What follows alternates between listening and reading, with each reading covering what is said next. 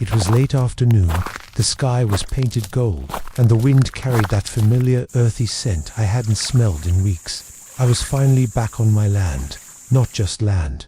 Home. My private ranch. My lake. My peace. I stepped out of the truck, boots crunching on gravel, and looked out over the wide open space. Silence. Not the kind that's empty. The kind that fills you.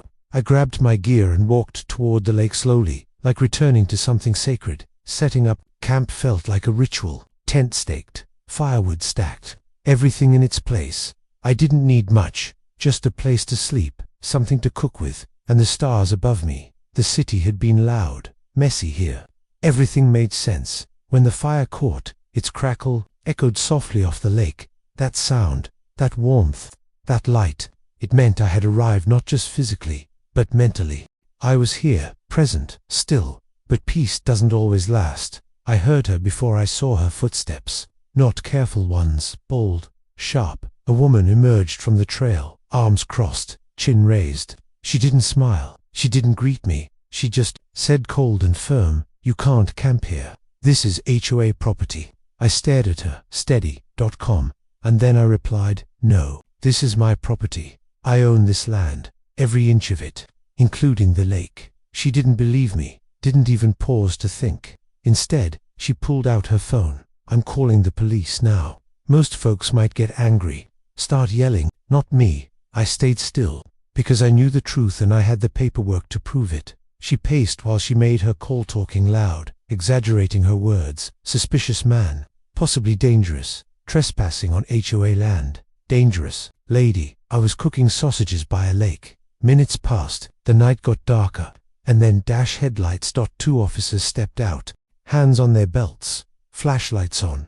"Sir, we got a call." "What's going on here?" I stood up, nodded politely. "Just camping on my own land, officers. Here are the documents." I handed them the folder. Deed, maps, boundaries, everything. In order, they looked it over, glanced at each other, and then turned to her. "Ma'am, he's right. This is his property." Her mouth opened, but no words came out. Not a single one. She turned and walked away into the night just like that. The cops nodded, apologized for the inconvenience, and left. And me? I sat back by the fire, took a deep breath, watched the flames rise once again, this time stronger.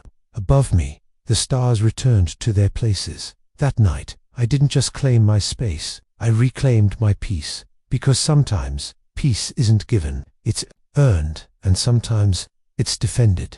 It was a quiet, late afternoon when I arrived at my ranch. The golden sunlight stretched across the open fields, the wind gently brushing against the tall grass.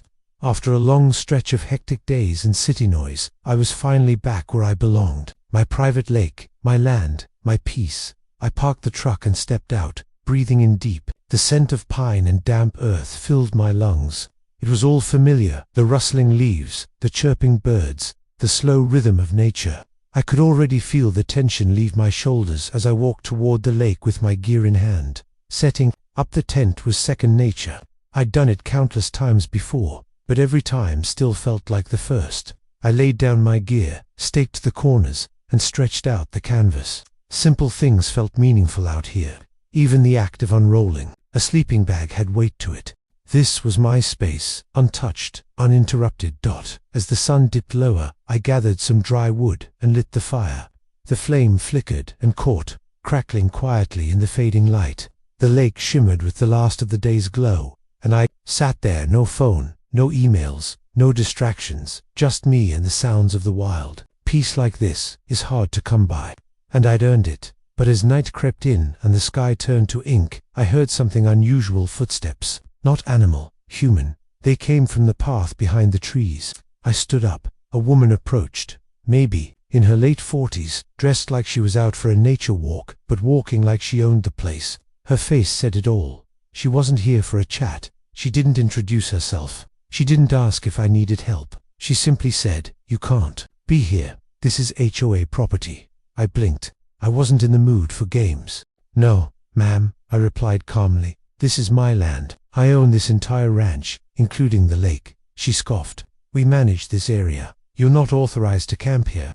I repeated myself, this time showing no irritation, just resolve. This land's been in my family for years. I've got the deed, the maps, the legal documents. You're mistaken." But she didn't care. Instead, she pulled out her phone and started dialing. "I'm calling the police," she snapped. "You're trespassing."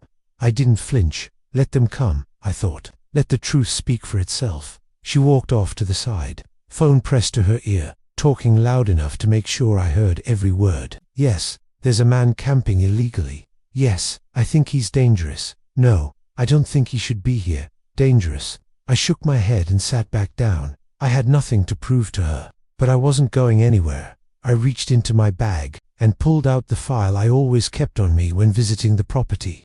Ownership papers, boundary lines, tax receipts, everything neat, clear, official.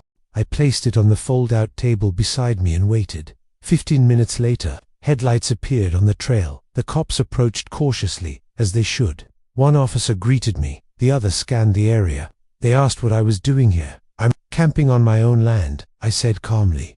"And here's the proof." I handed them the documents. They took their time, flipping through the pages, checking the name, the lot numbers, the coordinates. Finally, one of them nodded. "He's right," he said to the woman. "This is his land." Silence. She looked like the wind had been knocked out of her. She didn't say much after that, just a half-mumbled apology, and then she turned and walked away back up the trail, into the night. The officers gave me a polite nod. "You're good to go, sir. Sorry for the trouble." And just like that, the noise was gone again.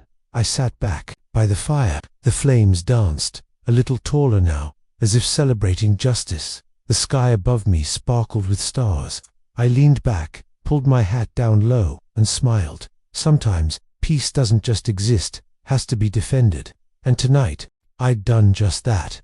You don't truly know peace until it's taken from you. And you don't really appreciate silence until someone tries to shut it down. That day, I came to my ranch to breathe again, to get away from the noise, the deadlines, the world. It wasn't just a trip, it was survival. I parked the truck, stepped out into the dust, and looked at the lake, still silent, untouched by the madness of the outside. I didn't need luxury, a tent, some firewood, a good pair of boots. That's all I needed. I sat by the lake, lit a fire, and let my soul unwind. That fire wasn't just warmth, it was mine. On land, that's mine. And then, like a cold wind out of nowhere, she showed up. Didn't ask, didn't knock, didn't greet. Just said, "You're not allowed here. This is HOA property." Imagine being told you don't belong on something you built, on something your blood paid for. I smiled, slow. "Ma'am," I said, "this ranch has been in my family longer than any HOA has existed." But she wasn't here for truth. She was here for control. She picked up her phone and called the cops on me. I sat back down, didn't move, didn't argue, because I had something stronger than anger. I had proof. The police showed up, flashing lights cutting through the trees. I stood tall, handed over the deed, the maps, everything. They needed. They read it. They looked at me, and then they looked at her. "He's the owner," they said. Just like that, the lie cracked, and she walked away quiet now. I stayed, because this land, this night, it was always mine, and no one gets to take that away from me. You know, sometimes peace looks like a quiet fire beside a still lake, and sometimes it looks like standing your ground. I came to the ranch that day, not for adventure, but for silence. Just me, the trees, and the sound of my boots on the dirt path. The lake welcomed me like an old friend. I set up my camp slow, no rush, lit a fire the way my grandfather taught me, watched the smoke rise into the dusk. That was good, the kind of good that doesn't need words. And then, out of the trees, came trouble. She walked like she owned the place, said, "You can't be here." I told her, calm and clear, "This is my land." She didn't believe me, didn't even want to. She said she was from the HOA, said I was trespassing. I just nodded and let her make her call. Don't you see? Sometimes the loudest people are the most wrong. I sat back down by the fire, waited. When the police came, I stood up slow, gave them the papers I always carry. They looked it over, nodded, and turned to her. "He's right," they said. And just like that, the noise ended. She walked off without a word, and I sat back down, poked at the fire, and smiled, because sometimes the truth doesn't shout, it just waits, and when it speaks, it doesn't need to be loud.